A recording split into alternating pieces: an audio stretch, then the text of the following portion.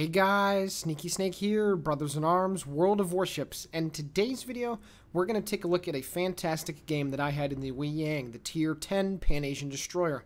I'm divvied up with my buddies Puddin and 3FM, and they're playing in the Yamato and Hindenburg respectively, the Tier 10 Japanese battleship and German heavy cruiser, and we're playing some domination here on the map Sea of Fortune. For my captain skills, I have Preventative Maintenance, Last Stand, Survivability Expert, Torpedo Reload Armament Expertise, BFT, Demo Expert, and Concealment Expert. And for my equipment, I have Main Armaments Mod 1, Propulsion Mod, Aiming Systems Mod, Propulsion Modification 2, Concealment, and Torpedo Tubes Modification 3. So the Yueyang here in World of Warships. What do you need to know about this Tier 10 Pan-Asian DD?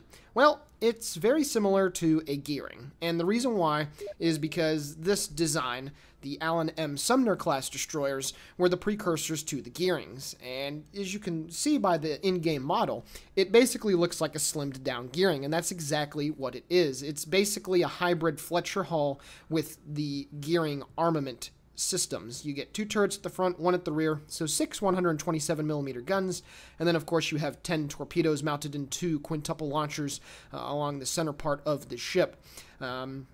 So this is basically a gearing in that sense. It does have slightly better concealment, however, 5.8 kilometers fully upgraded for stealth because this is slightly smaller than a gearing.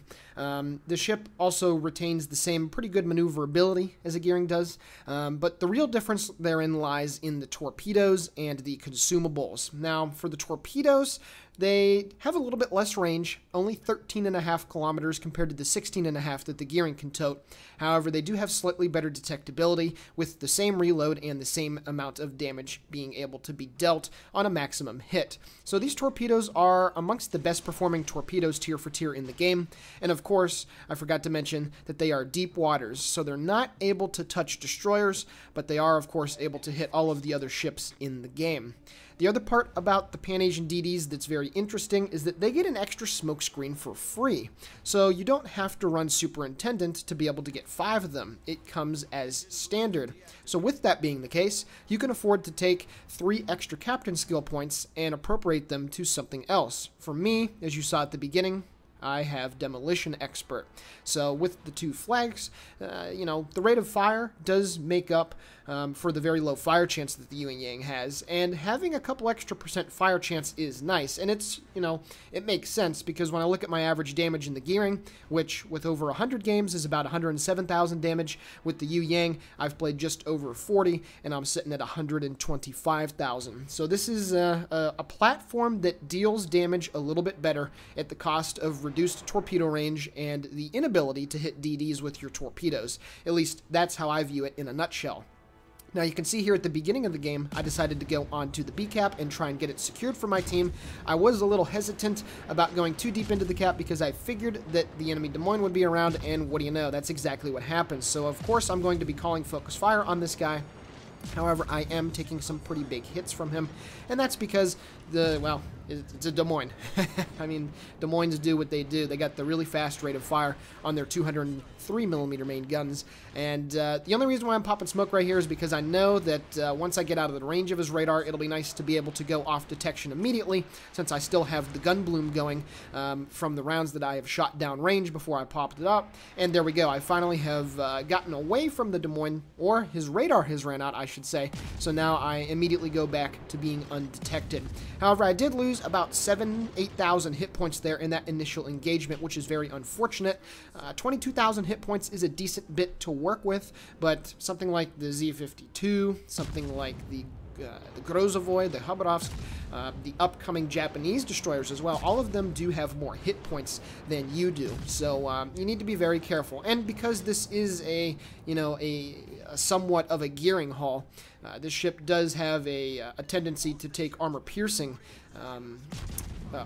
penetrations to a rather worrisome degree, and you're actually going to see a very good example of that to my detriment later on in this game.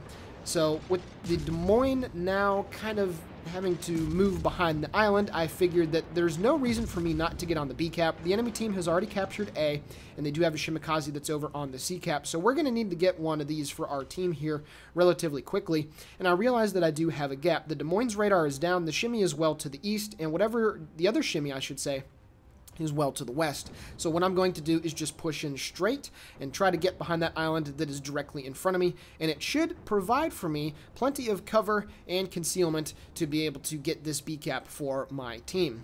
Now, Pan-Asian destroyers as a whole can be somewhat tricky to work on caps because of the aforementioned inability to hit destroyers with their torpedoes, but also because you don't have any radar, well, excuse me, you don't have any hydroacoustic.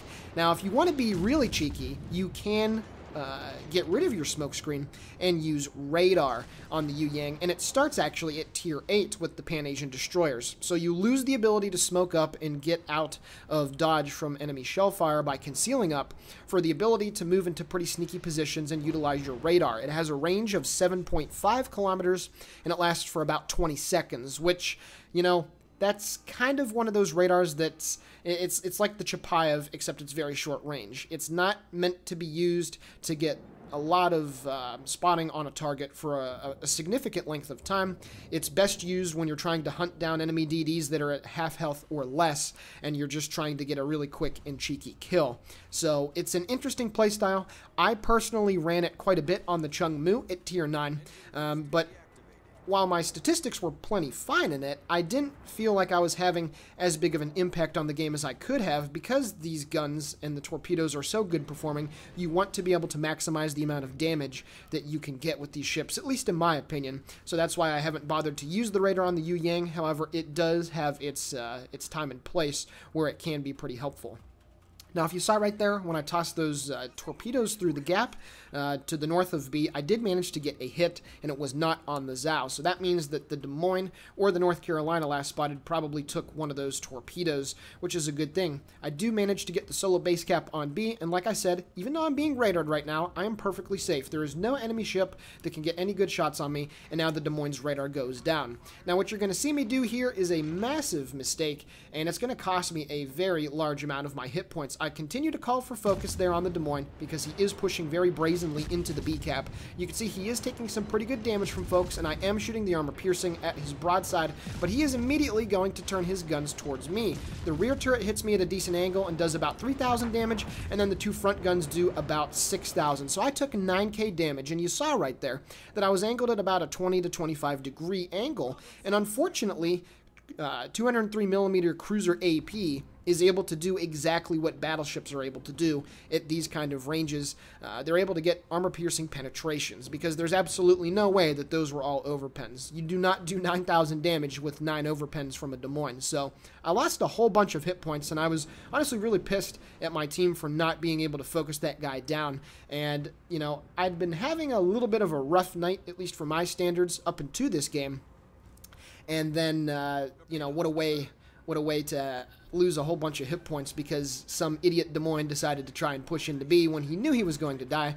But then again, who's the idiot here? Maybe it's me for trying to get shots into his broadside when I knew that going into a close quarters fight against a Des Moines would probably not benefit me whatsoever. Anyway, it's 409 to 446 now. Getting some broadside shots here at the Zhao. The Zhao, of course, just received a very new buff to its torpedoes, where it's able to mount 12-kilometer torpedoes instead of the very fast 8-kilometer ones. And it adds a little bit more of a dimension to the Zhao because now you can actually comfortably stealth torp stuff. You have, you know, 9.7 kilometers of stealth if you go with a full concealment build, whereas those torpedoes, like I said, have 12 kilometers of range, and I kind of figured that the Zhao was going to toss them down to the east of B, and that's exactly what he did. I decided not to drop my torps into that little narrow gap, and it's unfortunate because right as I'm about to get behind the island here, the Zhao does pop up, as he must have ran aground and had to back up. So, unfortunately, not able to punish him for his mistake. But right now, even though we're losing, we still have the advantage by 2 caps to 1. And I think we also have the better board position. Some of the enemy ships, specifically the one North Carolina that's on the 2 line, are way out of position. And even though the Shimikaze kills our Bismarck and we're down by almost 200 at this point, you know, I still think that we're going to be okay. The most important thing, of course, is that myself and my 2 division mates are both alive. Now, I'm going to make a very ballsy play right here, and it's going to result in a very good kill, but at 4,900 hit points, this is a very dangerous thing. I'm going to start shooting at the enemy Hindenburg. Now, you can see here, not only is it going to draw the ire of his fire, but it's also going to draw the ire of the Zhao that's coming around the corner. So I wanted to get a few shots off to try and get the attention of the Zhao to continue sailing in a straight line. He does shoot at me, and his entire salvo does miss, and my little baiting tactic worked exactly as planned. The Zhao continues to sail broadside. It's probably right about now that he realizes that there's torpedoes, but his engine gets knocked out, and it only takes 2 of them for me to kill off that Tier 10 Japanese heavy cruiser, securing my first kill of the game and putting me to 76,000 points of damage. Hopefully those torpedoes, as Flamer likes to call them, those dual-purpose torpedoes, trying to hit more than one target with the launch that you do. Unfortunately, there's a nice North Carolina-sized gap in between the rest of them, so I'm not going to be able to punish him for that, but that's a-okay, because I still took a very dangerous heavy cruiser off of the board. Now, I do have a friendly Wusta and a Chapayev that are in relative proximity to me that are getting some good shots there on the North Cal, and I only have about 30 seconds left on the torpedo reload, so that's okay. And I just got to be very careful here, because I know that there's a Shimakaze that's out here. His last reported position was D4, but we all know that that was some minutes ago, so chances are he's out here screening for his fleet. So what I'm going to try and do is set up to get into a good position to drop torpedoes on the North Carolina that's just off my starboard side right there, and also put myself into a position where I'm still within main battery gun range of the other 2 enemy battleships that are on my right. So as I'm moving into position here, you can see the North Cal is turning broadside, and I'm going to dump 1 behind him and 1 on his current path, and I'm going to start opening fire as I turn away and get ready to pop my next smokescreen. Now, unfortunately, the Worcester did eat shit there from the Shimakaze's torpedoes. Not 100% sure how that's supposed to happen, considering that he does have hydroacoustic, but whatever the case may be, he is no longer able to support me over here, and that's very unfortunate, because the Shimakaze, if he has any bit of sense, should be rushing me down and trying to kill me off, because even though it doesn't have the fastest reload, he will be able to kill me since I'm only on 3,200 hit points at this moment. You can also see that the enemy Montana is moving to just the southwest of the B cap. Here he comes. He's at 9.7 kilometers, so I'm going to switch my focus back to him. And we're going to see if we can get him on fire, maybe have him use his damage control. Those torpedoes are still looking okay on the North Carolina. Hopefully, I will be able to get one of them to impact. The fire is still burning on that guy, and I'm not sure if his damage control is up, and then all of a sudden I take a very large hit right there.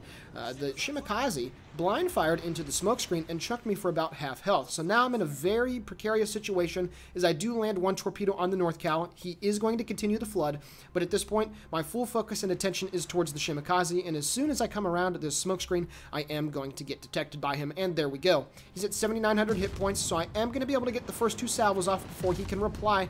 Now I just got to be very careful. He's only 4 kilometers away, so I need to continue to keep my speed up and continue to maneuver. I do have excellent gun angles over the rear, but all it's going to take is a couple big hits from him, and he only puts me down to 512 hit points. Now my torpedoes are getting ready to be reloaded again. If you've lost track of the damage counter, it has spiked immensely up to 135,000 and counting, and now I'm going to drop my next salvo of torpedoes, 1 narrow and 1 widespread at the enemy Montana. My buddy Puddin manages to, or he's getting ready to manage, to get a really nice salvo into the Montana, which is going to force him to turn to the left if he wants to angle properly, and it's going to open him up his nice juicy broadside to all of my torpedoes that are inbound. So this guy is going to die. Some shells from the North Carolina coming in on my position, but that's a-okay. It looks like at least 3 torpedoes, if not 4, but it's only going to take 3 to take care of that Tier 10 American battleship as I pick up Confederate and my 3rd kill of the game. I'm up to 180,000 points of damage dealt so far, and now we turn this into a 6 versus 5,